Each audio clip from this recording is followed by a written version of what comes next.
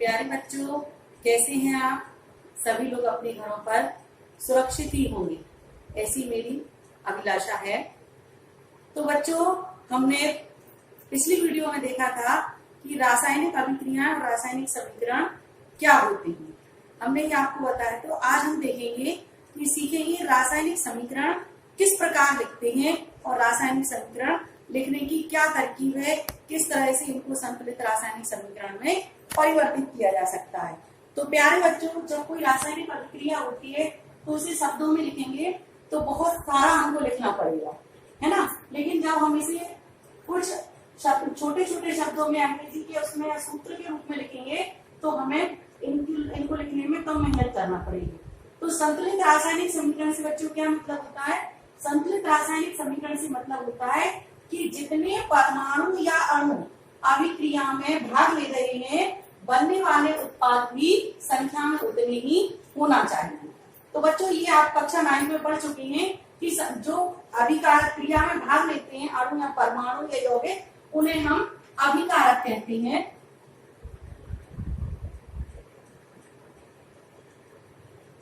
और जो क्रिया के पश्चात बनते हैं उन्हें हम उत्पाद कहते हैं। ठीक है, ये सब हम सभी लोगों को पता है। तो जो क्रिया करते हैं वे अभिकारक और जो क्रिया के पश्चात बनते हैं उन्हें हम उत्पाद या क्रियाफल कहते हैं। तो बच्चों, आप देखेंगे कि ये जो मैंने पहला समीकरण लिखा हुआ है, इसमें हम देख रहे हैं आयरन यहाँ केवल एक है, यानी आयरन का केवल एक तत्व लिया है। परंतु जब हम यहाँ देखेंगे तो आयरन के 3 परमाणु हमको प्राप्त हो रहे हैं। उसी प्रकार हाइड्रोजन तो ठीक है, 2 है परमाणु उसके, लेकिन ऑक्सीजन यहाँ 4 है इसके परमाणु और यहाँ केवल 1 है। तो ऐसा क्यों है? क्या ये हमारी अभिक्रिया संतुलित है? जब हम कोई सामान खरीदने भी जाते हैं तो बच्चों आपने देखा है तराजू जब तक बैलेंस नहीं होती दुकानदार हमको सामान नहीं देता। यदि तराजू का एक पलड़ा नीचे की ओर है या एक पलड़ा इस तरफ की ओर है तो क्या होता है? दुकानदार उस तराजू को पहले संतुलित करके दोनों ओर सामान बराबर करता है, यानी उसका भार और जो पदार्थ हम या वस्तु हमने लिए, जब दोनों की मात्रा समान होती है तभी दुकानदार हमें उस वस्तु को देता है। तो इसी तरह से ये हमारा जो रासायनिक समीकरण होता है कि जितने क्रियाकारक अणु परमाणु भाग ले रहे हैं, हमें क्रिया के पश्चात उतने ही प्राप्त होना चाहिए। तो देखिए, मेरी दूसरी समीकरण जो मैंने यहाँ लिखी हुई है 3Fe+4H2, यानी यहाँ हमने आयरन के कितने परमाणु लिए हैं? 3। आयरन यानी इसे हम सामान्य शब्दों में लोहा भी कहते हैं। तो यहाँ हमने इसके कितने परमाणु लिए? 3। इसी तरह हमने हाइड्रोजन के लिए हैं 4 और 2 6 परमाणु। अब आप सोचेंगे कि 4 और 2 6 कैसे हुए? तो बच्चों, हम लोग पूर्व में ही पढ़ चुके हैं कि यहाँ ये गुणा होगा, यानी इसका 2 में कितना गुणा हो जाएगा? 8 लिए हैं, 4 दूनी 8। इस तरह से ऑक्सीजन का केवल 1 परमाणु। क्योंकि अगर किसी यौगिक के आगे हम जितनी संख्या लिख देते हैं तो उसमें जितने भी तत्व होते हैं उनकी संख्या भी उतनी ही हो जाती है। जैसे इसमें ऑक्सीजन की संख्या कितनी हो जाएगी? 4। अब हम देखेंगे यहाँ आयरन की संख्या कितनी है? 3 आयरन के परमाणु होगी, और ऑक्सीजन के परमाणुओं की संख्या कितनी हो गई? 4।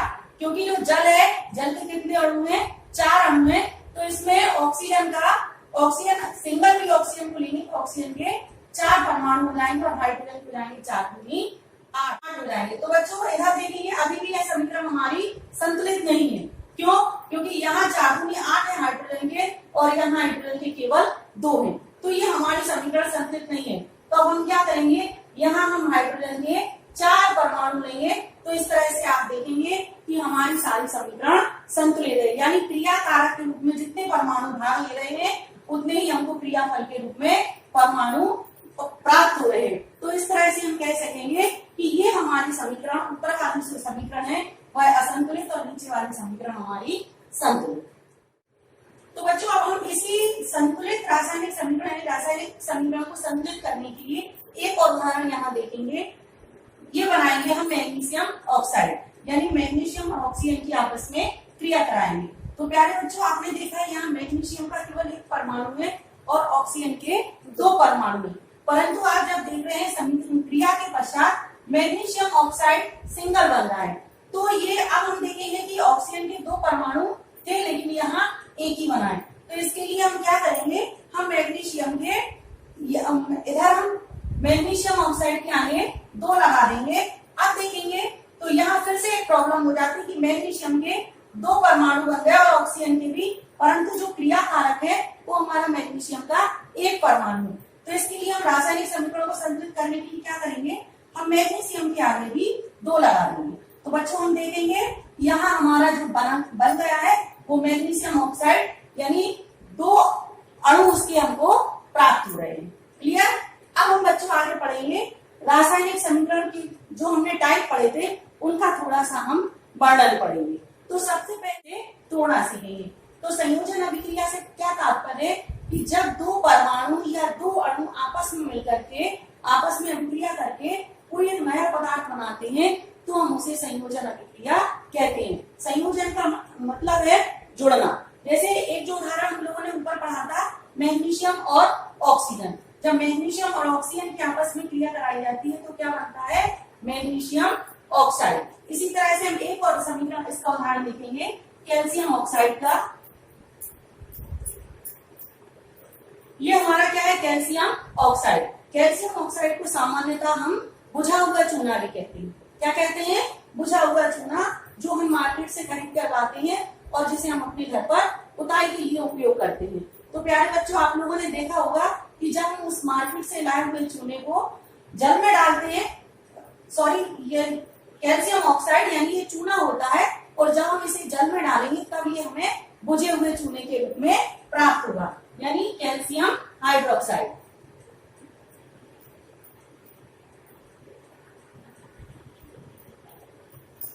देखेंगे कैल्शियम ऑक्साइड यानी ये होता है चूना, और जब इसकी जल के साथ क्रिया कराई जाती है तो हमको प्राप्त होता है कैल्शियम हाइड्रोक्साइड। कैल्शियम हाइड्रोक्साइड हमें प्राप्त होती है और ऊष्मा भी निकलती है। तो बच्चों ये प्रैक्टिकल हम लोग हर समय दीपावली के आसपास करते हैं। जब हम उस चूने को गलाते हैं तो वो चूने में इतनी ज्यादा ऊष्मा होती है कि वह बुलबुलों के रूप में उबलता है। जिस तरह से हम गैस पर किसी चीज को उबालते हैं, इसी तरह से पानी में डालने पर ये चूना उबलने लगता है, और जिस बर्तन में हम इस चूने को गलाते हैं वो इतना ज्यादा गर्म हो जाता है, इतना ज्यादा हॉट हो जाता है, जब हम उसे उस समय टच करेंगे तो हमारा हाथ जलने का भी चांस होता है। तो कैल्शियम ऑक्साइड की जब जल से क्रिया कराते हैं तो हमको प्राप्त होता है कैल्शियम हाइड्रोक्साइड, और इसमें ऊष्मा निकलती है। तो प्यारे बच्चों ये हम कक्षा 9 में पढ़ चुके हैं 2 प्रकार की अभिक्रियाएं, एक होती है ऊष्मा शोषी और एक होती है ऊष्मा छेपी। तो ऊष्मा छेपी से क्या मतलब है कि जब हम किसी 2 अभिकारकों की आपस में क्रिया कराते हैं, क्रिया के पश्चात जो ऊष्मा निकलती है तो उसे हम बोलते हैं ऊष्मा छेपी, और जब ऊष्मा वातावरण से ग्रहण की जाती है तो वह कहलाती है ऊष्मा शोषी। जैसे कि प्रकाश संश्लेषण, प्रकाश संश्लेषण की क्रिया में क्या होता है, सूर्य की ऊष्मा को पेड़ पौधे ग्रहण करते हैं तो वह ऊष्मा शोषी अभिक्रिया कहलाती है। और यहाँ चूंकि ऊष्मा को निकाला जा रहा है इसलिए ऊष्मा छेपी अभिक्रिया कहलाती है।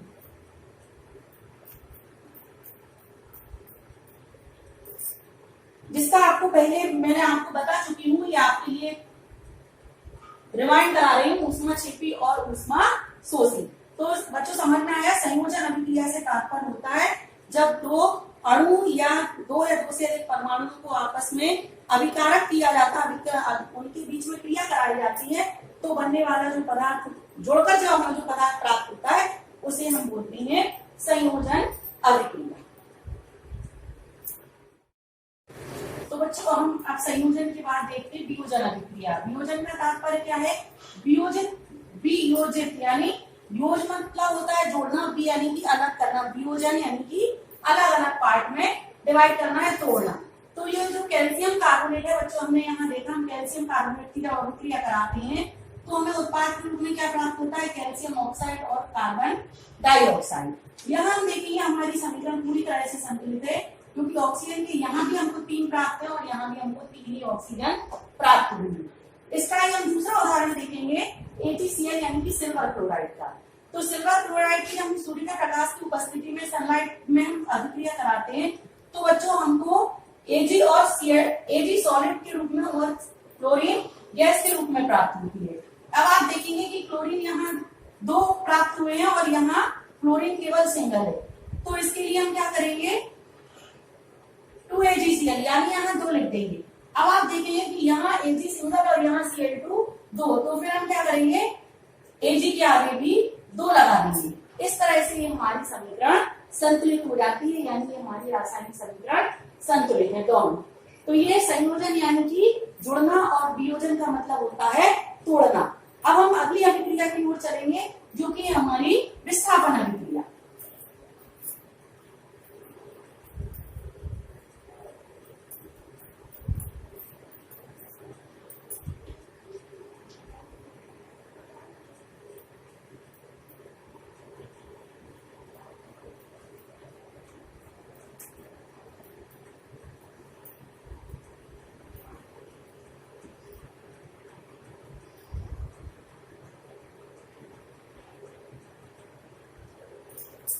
विस्थापन अभिक्रिया से तात्पर्य क्या है बच्चों? किसी भी यौगिक में से उसके एक परमाणु को अलग करना, यानी उसको अलग करके उसकी जगह दूसरे का जुड़ जाना विस्थापन अभिक्रिया कहलाता है। विस्थापन अभिक्रिया देखेंगे हम।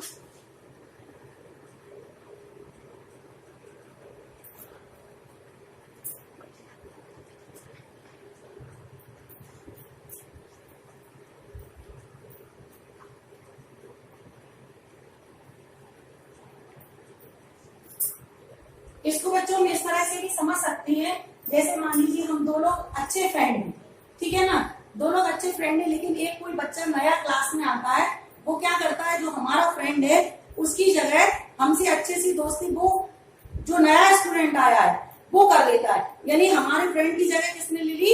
उस नए स्टूडेंट ने, उस नए फ्रेंड ने ले ली। यानी हमारी पिछले पुराने फ्रेंड से दोस्ती ना होकर के हमारी नए फ्रेंड से अच्छे से दोस्ती हो जाती है। तो इधर हम कहेंगे ये कौन सी अभिक्रिया हुई? विस्थापन अभिक्रिया। जैसे आप यहाँ उदाहरण से देख रहे हैं, जिंक की कॉपर सल्फेट की विलयन में क्रिया कराई जाती है। जैसे जिंक की मान लीजिए छड़ को हमने कॉपर सल्फेट की विलयन में डाल दिया, तो हम देखेंगे जब जिंक और कॉपर सल्फेट की क्रिया होगी तो जो जिंक है वो कॉपर को विस्थापित कर देगा और सल्फेट के साथ जुड़ जाएगा। यानी कि ये जिंक किसके साथ जुड़ गया? सल्फेट के साथ। तो क्या बन गया? जिंक सल्फेट, और इसने कॉपर को अलग कर दिया, यानी कॉपर को इसने विस्थापित कर दिया। एक हमने पढ़ा भी था एक उदाहरण कि जब हमें लोहे के फूलदान पर तांबे की कलाई करना होती है तो कौन सी अभिक्रिया होगी? तो जब हम लोहे के फूलदान पर तांबे की कलाई करेंगे तो कौन सी अभिक्रिया होगी? विस्थापन अभिक्रिया। क्योंकि जो लोहे का फूलदान है उस पर जब तांबे की क्रिया करेंगे तो तांबा लोहे को विस्थापित करके उसके ऊपर चढ़ जाता है। तो यही क्रिया यहाँ देख रहे हैं कि जिंक और कॉपर सल्फेट की आपस में क्रिया करा रहे हैं। तो जिंक सल्फेट में से कॉपर को विस्थापित कर देता है, खुद उसकी जगह ले लेता है कॉपर की। तो इस तरह से हमको जिंक सल्फेट प्राप्त हो जाता है। इसका एक और उदाहरण हम देखेंगे।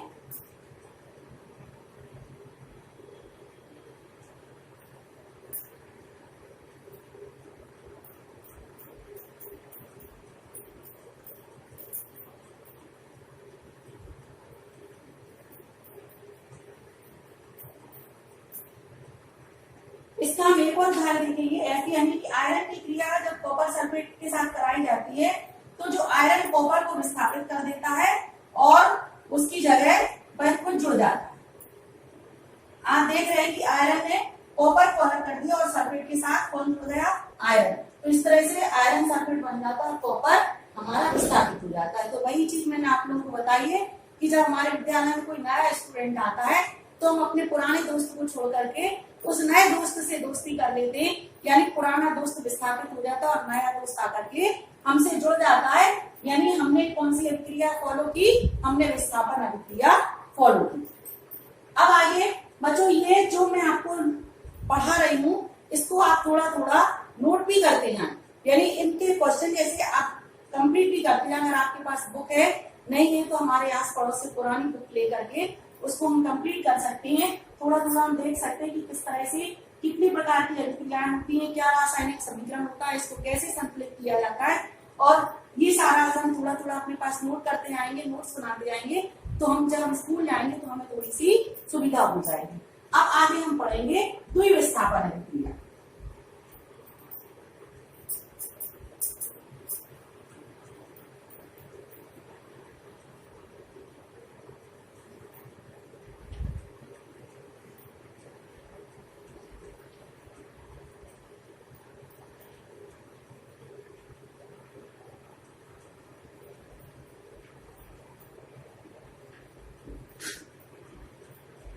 तो प्यारे बच्चों, द्विविस्थापन अभिक्रिया में क्या होता है? जब विस्थापन अभिक्रिया होती है उसमें केवल हमने एक पदार्थ का विस्थापन दूसरे पदार्थ से किया था, परंतु जो द्विविस्थापन अभिक्रिया होती है इसमें बच्चों आयनों का आदान प्रदान होता है, यानी आयन एक दूसरे को विस्थापित करते हैं। यह हमने देखा, यहाँ आयनों से कोई रिलेशन नहीं था विस्थापन अभिक्रिया में, परंतु द्विविस्थापन अभिक्रिया में आयनों का विस्थापन होता है। जैसे इसको हम देखेंगे,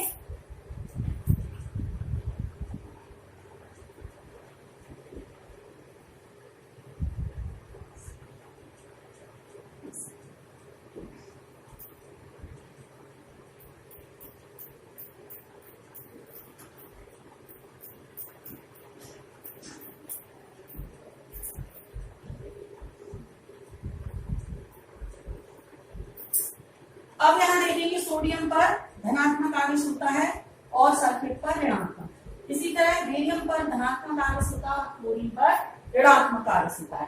तो आज देखेंगे BaSO4, यानी यहाँ क्या हुआ, जो धनात्मक आवेश वाला था वो इससे ये आयन इसने यहाँ आकर के इसको विस्थापित कर दिया, यानी बेरियम किससे जुड़ गया? सल्फेट से, और सोडियम जुड़ गया क्लोरीन से।